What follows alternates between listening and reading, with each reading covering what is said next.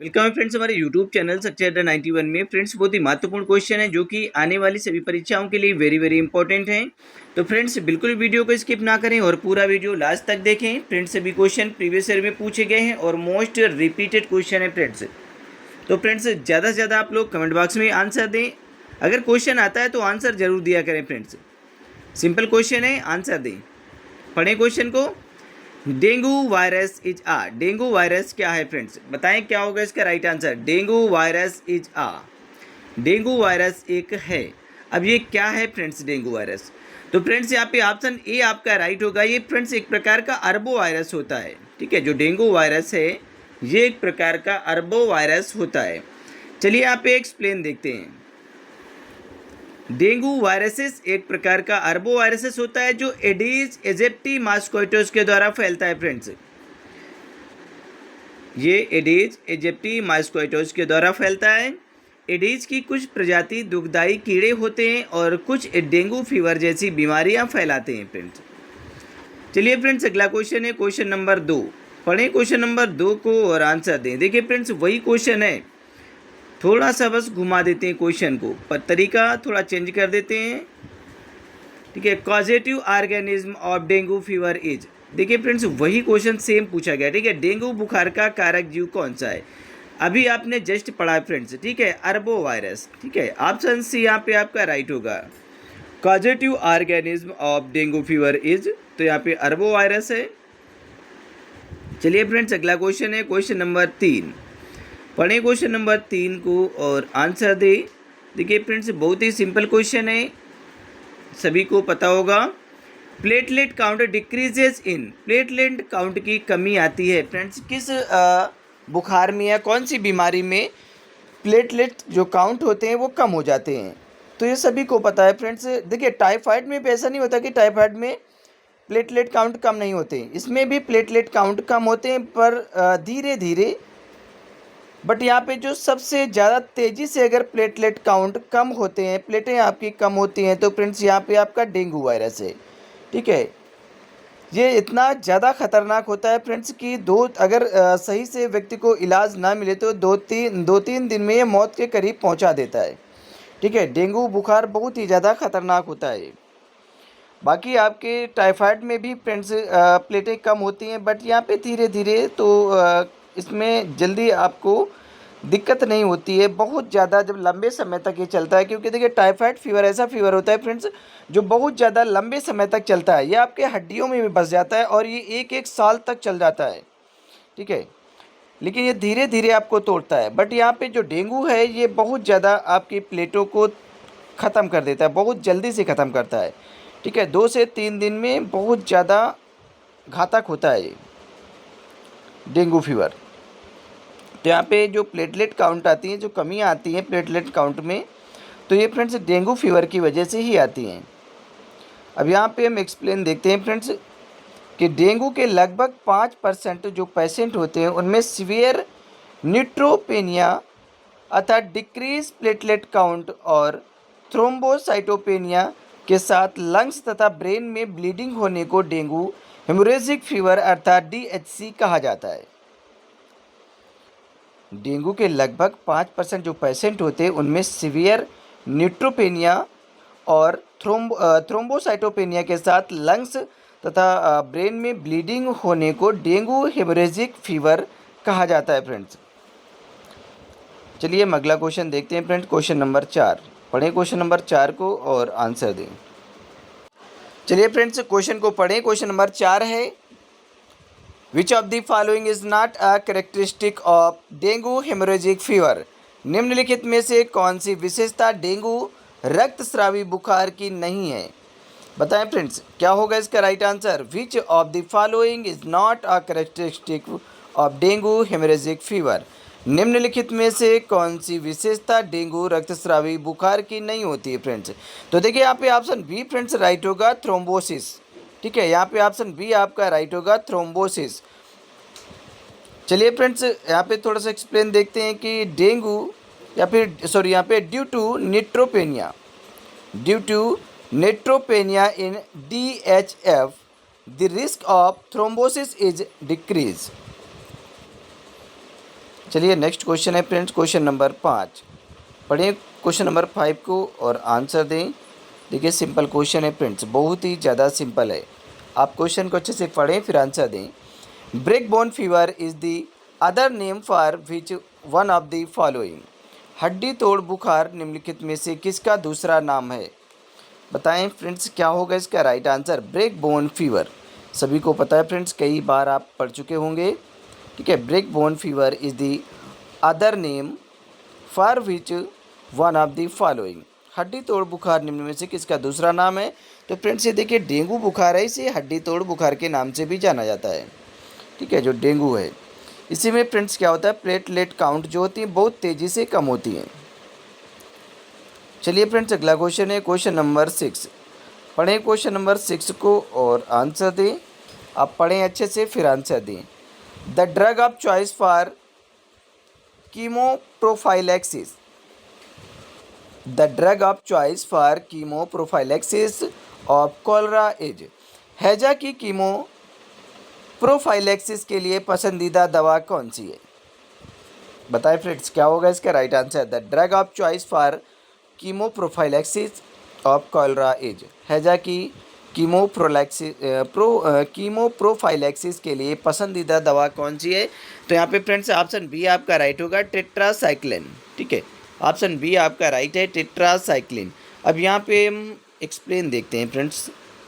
आप एक्सप्लेन ज़्यादा से ज़्यादा फ्रेंड्स अच्छे से पढ़ा करें, या तो आप स्क्रीनशॉट ले लिया करें बाद में पढ़ लिया करें, क्योंकि एक्सप्लेन पढ़ने से क्या होता है कि अदर क्वेश्चन भी कंप्लीट हो जाते हैं।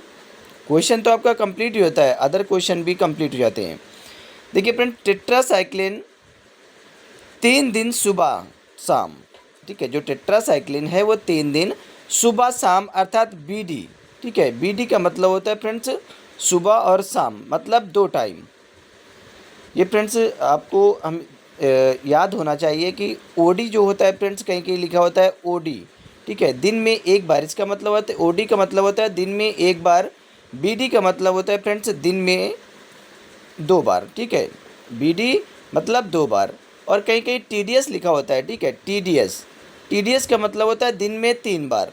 और एसओएस भी लिखा होता है फ्रेंड्स, एसओएस। ठीक है, इसका मतलब होता है आवश्यकता के अनुसार, ज़रूरत हो तो आवश्यकता के अनुसार। ठीक है, तो ये फ्रेंड्स क्या है कि टेट्रासाइक्लिन दिन में 3 दिन सुबह शाम मतलब बीडी देना है। ठीक है, सुबह शाम। कॉलरा के दौरान कीमोप्रोफाइलैक्सिस के लिए पसंदीदा ये मेडिसिन होती है। ठीक है, टेट्रासाइक्लिन 3 दिन सुबह शाम बीडी देना है। ठीक है, कॉलरा के दौरान क्या होता है, कीमोप्रोफाइलैक्सिस के लिए ये पसंदीदा दवाई होती है, ड्रग ऑफ चॉइस होती है। विकल्प के रूप में डॉक्सीसाइक्लिन भी उपयोग में ली जा सकती है। ठीक है, विकल्प के रूप में डॉक्सीसाइक्लिन भी से उपयोग में ले सकते हैं इसे। तो चलिए फ्रेंड्स अगला क्वेश्चन है क्वेश्चन नंबर 7। पढ़ें क्वेश्चन नंबर 7 को और आंसर दें। Tetracycline is used as prophylaxis for. Tetracycline का उपयोग प्रोफाइलैक्सिस के रूप में किया जाता है। बताएं फ्रेंड्स क्या होगा इसका राइट आंसर। क्वेश्चन आप पढ़ें अच्छे से फिर आंसर दें, सिंपल क्वेश्चन है। Tetracycline is used as prophylaxis for. Tetracycline का उपयोग प्रोफाइलैक्सिस के रूप में किया जाता है। पढ़ ले अच्छे से फिर आंसर दें। तो यहाँ पे फ्रेंड्स ऑप्शन सी आपका राइट होगा। अभी आपने पढ़ा था फ्रेंड्स कॉलरा। ठीक है, चलिए नेक्स्ट क्वेश्चन है क्वेश्चन नंबर 8। पढ़ें क्वेश्चन नंबर 8 को और आंसर दें। बहुत ही सिंपल क्वेश्चन है, अगर आपने पढ़ा होगा तो बहुत ही आसानी से तुरंत आंसर दे सकेंगे, क्योंकि ऐसे क्वेश्चन है कि आप देखकर भी आंसर दे सकते हैं। राइस वाटर स्टूल, पानी चावल के पानी के जैसा मल। ठीक है, क्या होता है, rice water stool is are typical finding in case of. पानी के चावल के पानी के जैसा सामान्य खोज क्या है फ्रेंड्स। जो ये मल होता है चावल के पानी के जैसा मल एक सामान्य खोज है। ये फ्रेंड्स किस में ऐसा होता है? ठीक है, किस बीमारी में जो राइस वाटर स्टूल है फ्रेंड्स, ये पानी चावल के पानी के जैसा मल हो जाता है। बताएं क्या होता है, कौन सी बीमारी में ऐसा होता है? तो फ्रेंड्स आपको जब कॉलरा अर्थात हैजा हो जाता है, ठीक है, तब आपका जो स्टूल है वो चावल के पानी जैसा मल हो जाता है आपका। ठीक है, तो यहाँ पे ऑप्शन ए आपका राइट होगा। अब यहाँ पे हम एक्सप्लेन देखते हैं कि कॉलरा का main symptoms acute profuse watery diarrhoea होता है। ये क्या होता है फ्रेंड्स, जब आपको डायरिया वगैरह हो जाता है, ठीक है, कोलेरा में, तो क्या होता है कि कोलेरा का मेन जो सिम्टम्स है एक्यूट प्रीफिस वाटरी डायरिया होता है, जिसमें पेशेंट एक दिन में 40 स्टूल तक पास करता है फ्रेंड्स। 40 बार आप स्टूल पास करते हैं। ये फ्रेंड्स बहुत ज़्यादा खतरनाक होता है, इससे बहुत ज़्यादा व्यक्ति डिहाइड्रेटेड हो जाता है। अत्यधिक राइस वाटर स्टूल एक प्रकार का वाटरी डायरिया प्लाज्मा स्टूल होता है, ठीक है। इसके साथ में आपका प्लाज्मा भी बहुत ज़्यादा मात्रा में निकलता है, ठीक है। अत्यधिक राइस वाटर स्टूल एक प्रकार का वाटरी डायरिया होता है।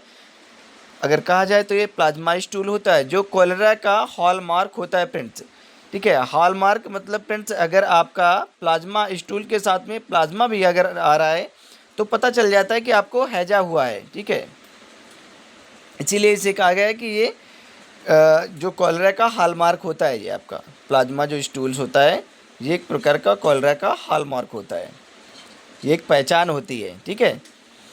तो क्वेश्चन नंबर 9 को पढ़ें फ्रेंड्स।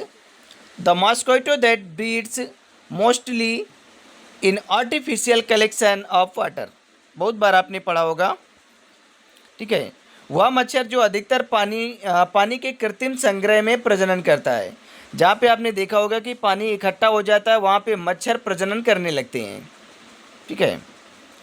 जैसे कि आर्टिफिशियल वाटर है, जहाँ पे फ्रेंड्स कलेक्शन हो जाता है पानी का, जैसे कि फ्रिज के पीछे और कहीं पे नदी झील जो होते हैं, जहाँ पे ठहरा हुआ पानी होता है, जैसे कि नाली हो गई आपकी, ठीक है, जो गंदे नाले वगैरह होते हैं। और घरों में भी ऐसा होता है कि फ्रेंड्स पीछे जो फ्रिज होता है या फ्रीज़र होता है, उसके पीछे क्या होता है कि पानी भर जाता है, और वो काफ़ी अगर समय तक अगर उसे चेंज नहीं किया गया तो वहाँ पे क्या होता है, मच्छर पनपने लगते हैं, ठीक है।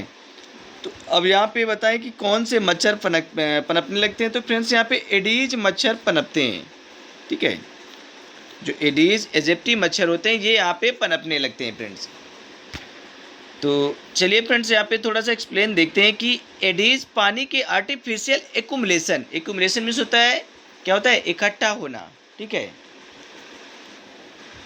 आर्टिफिशियल एक्यूमुलेशन में ब्रीड करता है, ठीक है। ये क्या करता है, प्रजनन करने लगता है। जैसे डिस्कॉर्डेड टिन्स, ब्रोकन बॉटल, आपने यहाँ पे देखा होगा, ठीक है। डिस्कॉर्डेड टिन्स भी हो गया, ब्रोकन बॉटल हो गई, फ्लावर पॉट्स हो गया, जहाँ पे गमले वगैरह रखे रहते हैं, आप वहाँ पानी वगैरह डालते हैं, अगर वहाँ पे पानी स्टोर रहता है, क्योंकि वहाँ पे ठंडक रहती है ना गर्मियों में, ठीक है, ठंडक वगैरह रहती है, तो मच्छरों को छुपने के लिए जगह मिल जाती है वहाँ पे, ठीक है। अगर वहाँ पे डेली पानी वगैरह सप्लाई होता है या पानी दिया जाता है, तो क्या होता है कि मच्छर वहाँ पे छुप जाते हैं, पनपने लगते हैं, ठीक है। अगर जो ब्रोकन बॉटल हो गई, टूटी वगैरह बोतलें होती हैं, ठीक है, यहाँ पे कोकोनट सेल हो गया, ट्री होल हो गया, जहाँ पे पेड़ों में होल हो जाते हैं, ठीक है, वहाँ भी पानी इकट्ठा किया जाता है, ठीक है। तो आदि फ्रेंड्स इकट्ठा पानी, जहाँ पर आप जानते हैं फ्रेंड्स, जहाँ पर पानी इकट्ठा होता है वहाँ पर गंदगी होती है, और गंदगी होगी तो मच्छर जरूर पनपेंगे। Culex breeds into dirty water collection like septic tank, borrow pits इत्यादि। तो चलिए फ्रेंड्स अगला क्वेश्चन है क्वेश्चन नंबर 10। पढ़ें क्वेश्चन नंबर 10 को और आंसर दें, बताएं क्या होगा इसका राइट आंसर। देखिए फ्रेंड्स बहुत ही सिंपल क्वेश्चन है। द टाइगर मॉस्क्विटो इज, कहा गया कि जो बाघ मच्छर किसे कहा जाता है, टाइगर मॉस्क्विटो। टाइगर मॉस्क्विटो के नाम से किस मच्छर को जानते हैं, बताएं फ्रेंड्स, कौन सा मच्छर है जिसे हम टाइगर मॉस्क्विटो कहा मतलब कहते हैं। तो देखिए फ्रेंड्स एडीज मच्छर को ही हम टाइगर मच्छर कहते हैं, ठीक है। अब यहाँ पे इसे क्यों कहते हैं, तो यहाँ पे हम थोड़ा सा एक्सप्लेन देखते हैं कि एडीज मॉस्क्विटो को एशियन टाइगर मॉस्क्विटो कहा जाता है, ठीक है। कभी कोई क्वेश्चन पूछा जाता है कि एशियन टाइगर मॉस्क्विटो किसे कहा जाता है, ठीक है, तो दिमाग में हमेशा रखें, क्योंकि मॉस्क्विटो की बहुत सी प्रजातियाँ होती है, ऐसा ना हो कि गलती से क्वेश्चन ही गलत कर दे, जबकि बहुत ही सिंपल क्वेश्चन है, ठीक है। जो एडीज मॉस्क्विटो है इसी को एशियन टाइगर मॉस्क्विटो कहा जाता है, क्योंकि फ्रेंड्स यह काली व सफ़ेद धारीदार दिखाई देता है, इस वजह से इसे एशियन टाइगर मॉस्क्विटो कहा जाता है। चलिए हम अगला क्वेश्चन देखते हैं। क्वेश्चन नंबर 11 है, पढ़ें क्वेश्चन नंबर 11 को और आंसर दें। देखिए बहुत ही सिंपल क्वेश्चन है फ्रेंड्स, क्वेश्चन को पढ़ें। Ineffective period of Aedes mosquito in dengue. Dengue में एडीज मच्छर का संक्रमण काल होता है। अब ये फ्रेंड्स बहुत ही अच्छा क्वेश्चन है और सिंपल भी है। आप बताएं क्या होगा इसका राइट आंसर। 1 से 2 दिन, 8 से 10 दिन, या टिल नेक्स्ट बाइट, अगले काटने तक कि दोबारा कब काटेगा, या फिर टिल डेथ। तो फ्रेंड्स यहाँ पे देखिए ऑप्शन डी ही आपका राइट होगा। डेंगू मच्छर में जो डेंगू एडीज मच्छर है इसका जो संक्रमण काल होता है, ठीक है, ये क्या होता है फ्रेंड, टिल डेथ। यहाँ पे ऑप्शन डी आपका राइट होगा। अब यहाँ पे हम एक्सप्लेन देखते हैं कि एडीज मॉस्क्विटो पेशेंट को इलनेस प्रकट होने के पहले दिन से 5 दिन तक, जो एडीज मॉस्क्विटो है मच्छर है, ये पेशेंट को बीमारी प्रकट होने के पहले दिन से 5 दिन तक फीड करने पर इनइफेक्टिव हो जाता है फ्रेंड्स। ये क्या होता है, इनइफेक्टिव हो जाता है। किस में होता है ये 5 दिन तक, वेरेमिया स्टेज में होता है, ठीक है। और 8 से 10 दिन के इंट्रिंसिक इंक्यूबेशन पीरियड के बाद यह इनइफेक्टिव हो जाता है तथा फिर डेथ तक इनइफेक्टिव रहता है। चलिए फ्रेंड्स अगला क्वेश्चन है क्वेश्चन नंबर 12। पढ़ें क्वेश्चन नंबर 12 को और आंसर दें। पढ़ लें अच्छे से फिर आंसर दें। Which serotype of dengue virus is more dangerous. Dengue virus का कौन सा सीरोटाइप अधिक खतरनाक होता है फ्रेंड्स। बताएं क्या होगा इसका राइट आंसर।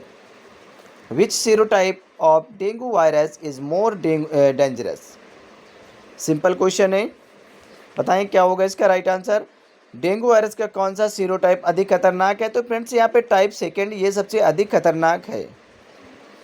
यहाँ पे एक्सप्लेन देख लें कि वायरस जिससे डेंगू बीमारी होती है, वायरस जिससे डेंगू बीमारी होती है वह 4 क्लोजली रिलेटेड सीरोटाइप में विभाजित होता है। किस में विभाजित होता है, 4 क्लोजली रिलेटेड सीरोटाइप में विभाजित होता है, जैसे कि dengue virus first, second, third and fourth.